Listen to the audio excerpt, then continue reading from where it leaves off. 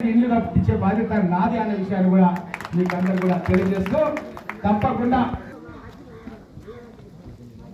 అదేవిధంగా విజ్ఞాపన పత్రం కూడా మన వెంకటరావు గారు ఎప్పుడు వచ్చినా సరే ఇవ్వడు, మాకు అది కావాలి ఇది కావాలని ఎప్పటికీ నాకు ఇస్తూనే ఉంటాడు. వాళ్ళ గ్రామ కమిటీ తరఫున తప్పకుండా అంతర్గత సీసీ రోడ్ల నిర్మాణం కోసం 20 లక్షల రూపాయలు కావాలని అంటుండు. 500 మీటర్లు అండర్గ్రౌండ్ డ్రైనేజ్ కావాలంటుండు. ఎస్సీ కాలనీలో 200 మీటర్ల సైట్ లైన్ కావాలంటుండు. ఎస్సీ కాలనీలో మంచినీటి కోసం బోరేమని అంటుండు. ZPHS ఉన్నత పాఠశాల లోపల మరుగుదొడ్ల నిర్మాణం కావాలన్నాడు. ZPHS హై స్కూల్ కు అధునాతన ఆంగులతో నూతన భవన నిర్మాణం ₹1 కోటి ఆర్థిక సాయం చేయాలని చాలా పెద్ద కోరికలు పెట్టినాము. దూరంగా కుడిపోతుంది. Okay okay right. Hyderabad Bijapur highway రోడ్డుపై డివైడర్ రోడ్డు నిర్మాణం కోసం NH-160 పైన అథారిటీతో నిధులు కేటాయించాలన్నాడు. తప్పకుండా గర్సింగాపూర్ గ్రామం పైన ప్రత్యేక శ్రద్ధ వహించి గతంలో కూడా కలెక్టర్ ప్రతీక్ జైన్ గారిని మొట్టమొదటిసారి తీసుకొచ్చి మనం రైతు వేదిక దగ్గర మీటింగ్ పెట్టుకున్నాం. ఆ రోజు రుణమాఫీ కార్యక్రమాన్ని ఇక్కడనే పెట్టుకున్నాం. ఈ గ్రామాన్ని అన్ని రంగాల్లో అభివృద్ధి రంగంలోకి తీసుకెళ్లాలని చెప్పి ఆకాంక్షతో నేను ఉన్నానన్న విషయాన్ని మీకు అందరూ కూడా స్పష్టం తెలియజేస్తూ ఈరోజు వెంకటరావు గారు గ్రామ కాంగ్రెస్ కమిటీ తరఫున మన మాణిక్యంగా చెప్తున్నారు. ఇంకోటి మర్చిపోయినాం, ఏదో యాద్ చేసుకోవడానికి ఇవన్నీ కూడా ఇది మొదటి దశలో ఇది రాదు, 2వ దశలో ఇంకా వేరే యాడ్ చేద్దాం, చాలా ఎక్కువ పెట్టేసినారు. తప్పకుండా ఇవన్నీ కూడా శాంక్షన్ చేపించి మన గ్రామాన్ని అన్ని రంగాల్లో అభివృద్ధిలోకి తీసుకెళ్తామన్న విషయాన్ని, అదేవిధంగా అసలు విషయం మర్చిపోయారు మా మార్కెట్ కమిటీ చైర్మన్ యాద్ చేస్తున్నాడు పరశురామ్ రెడ్డి. మన గర్సింగాపూర్ నుంచి రంగారెడ్డిపల్లి వరకు చాలా మంది అటు పోతారా, మన ఊరికి వెళ్ళిపోరా. రంగారెడ్డిపల్లి ఈ రోడ్డు పోతారా, ఏరికి మన కృష్ణాపూర్ ఈ రోడ్లో పోతారా, దిర్సంపల్లి ఉన్నారా చుట్టాలు అత్తగారు వెళ్ళిట్టు ఉందా లేకపోతే ఇట్లా పోతారా?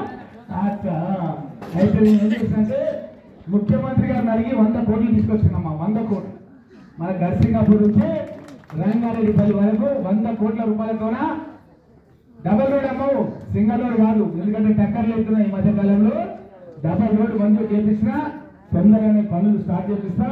మన గర్సింగాపూర్ నుంచి స్టార్ట్ చేసి గంజర్ మండల్ రంగారెడ్డిపల్లి వరకు ఈ యొక్క డబల్ రోడ్ నిర్మాణం పూర్తి చేస్తా. అట్లనే కొంతమంది నస్కల్ రోడ్లు కూడా కొంతమంది పోతారు. వికారాబాద్ పోతారు, అప్పుడప్పుడు మీరు కలెక్టర్ ఆఫీస్ పోతారు కదా సార్, హైదరాబాద్ రైల్వేకి పోతారు కదా.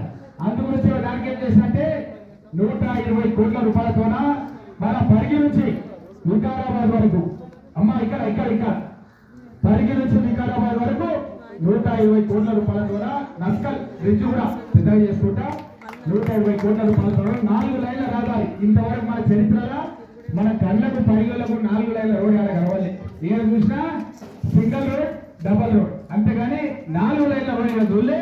మొట్టమొదటిసారిగా రామ్మోహన్ రెడ్డి ఎమ్మెల్యే అయినాకనే 4 లైన్ల రోడ్డు మీరు పరిగణించడంలో చూడబోతున్న విషయాన్ని కూడా స్పష్టంగా తెలియజేస్తూ, అట్లనే మనల్ని కొంతమంది అక్కడ సైడ్పల్లి శాంతి కూడా పోతారు అప్పుడు ఆ రోడ్డు కూడా అమ్మా, అది కూడా 4 లైన్ల రహదారి శాంక్షన్ చేపించిన 1,20,00,000 ఉంటే ఆ రోడ్ ఏమమ్మా కామెంటరీ చేస్తున్నాడు, కామెంటరీ చేస్తున్నాడు. ఇరో ఏం అందరూ డిస్టర్బెన్స్ చేస్తున్నావు చెప్తే అర్థమవుతుంది. అది ఎట్లా ఎందుకంటే ఒకసారి వచ్చి మళ్ళీ వెళ్ళాడు కూర్చో కూర్చో కూర్చో కూర్చో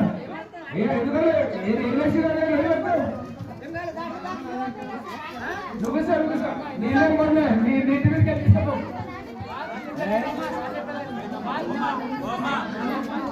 ఇక్కడ కూర్చో అందరం నీటి మీద పోతారు.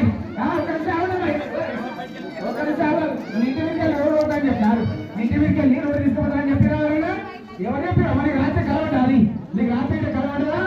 ఎవరు చెప్పారు నీకు అట్లాంటి తీసుకపోమాను? నీకు ఎలా నీకేం ఇబ్బంది లేదు. నీ పేరు పేరు నీ పేరు పేరు నీ పేరు పేరు అంటే నీ పేరు పేరు నీ పేరు పేరు ఏమని ఇంటి మీద పోదు రోడ్డు నువ్వు జాగ్రత్త ఉండు. నీ ఇంటి మీద తీసుకోపో, అదేనా నేనే తీసుకోపో. మీరు ఎప్పుడు ఏం చేస్తాను బట్టానికి పుల్ల పెట్టి తీసుకున్నావు కూర్చుంటే ఒకటి ఇంతమంది వీడియోలు అవ్వాలా ఒక్కదానికే తెలివి ఉన్నా ఎవరైనా నీ ఒక్కదానికే ఉన్నాయి. దాన్ని ఆగుతాను దాన్ని ఎదుగుతూ ఉంటే ఎదురేసి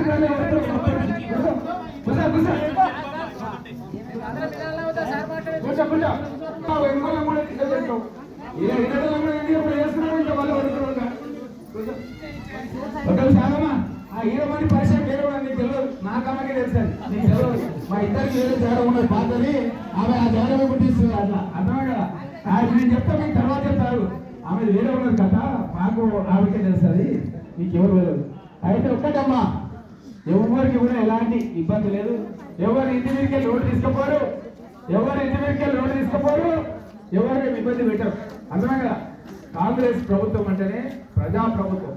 ప్రజల యొక్క అవసరాలను గుర్తించి, ప్రజలకు ఏమి అవసరాలున్నాయో గుర్తించి, ప్రజలకు ఇచ్చినటువంటి వాగ్దానాలు నెరవేర్చడానికి ఈ రోజు ప్రజల మధ్యకి వచ్చి ఈ కార్యక్రమం పెట్టి బాజాబ్తా మీకు దరఖాస్తులు ఇచ్చి, మీరు గతంలో ఎవరైనా దరఖాస్తు పెట్టకున్నా సరే మీకందరికి కూడా ఇప్పుడు మళ్ళీ పెట్టుకునే అవకాశం కల్పించి, మీకందరు కూడా ఇల్లు కట్టించే కార్యక్రమం, మీకు రేషన్ కార్డు ఇచ్చే కార్యక్రమం, మీకు రుణమాఫీ గతంలో చేసిన కార్యక్రమం, ఎవరైనా 2 లక్షల రూపాయలు మిస్ అయితే మళ్ళీ కూడా వాళ్ళ దరఖాస్తులు తీసుకొని మళ్ళీ కూడా చేపిస్తాం. ఈ విధంగా ఎన్నో మంచి పథకాలు తీసుకొని మన గ్రామానికి వచ్చినాం.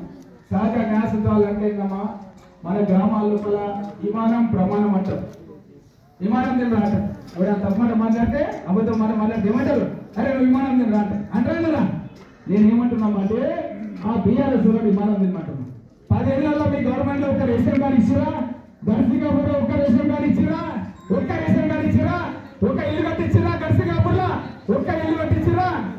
మరి కాబట్టి ఏమంటున్నామా, ఈ మాట భూమి లేని నిరుపేదలకు, రైతు కూలీలకు 1 రూపాయి ఇచ్చిరా, బీఆర్ఎస్ గవర్నమెంట్ 1 రూపాయి ఇచ్చిరా. మనం ఈరోజు 12,000 రూపాయలు ఇచ్చే కార్యక్రమం తీసుకొని పల్లెకు పోయే కార్యక్రమం తీసుకున్నాం. కాబట్టి మనకు పైన కూడా తదాస్తు దేవతలు ఉంటారు. తదాస్తు దేవతలు ఏం చేస్తారంటే, మనం మంచిగా మాట్లాడితే, మంచిగా చెప్తే, 10 మందికి మంచి చేస్తే భగవంతుడు కూడా మనకు మేలు చేస్తారని నేను నమ్ముతాను. నేను చాలా మందికి వైద్యం చేయించిన హాస్పిటల్లో, చాలా మంది తీసుకుపోయి ట్రీట్మెంట్ చేయించి బస్సులో పంపించిన. ఉద్యోగాలు రావాలని చెప్పి మన గ్రామస్తులు తీసుకుపోయి నా ఇంట్లో కోచింగ్ పెట్టి వాళ్ళకి ఉద్యోగాలు వచ్చినట్టు చేసిన. ఈ విధంగా ఎన్నో చేస్తుంటా.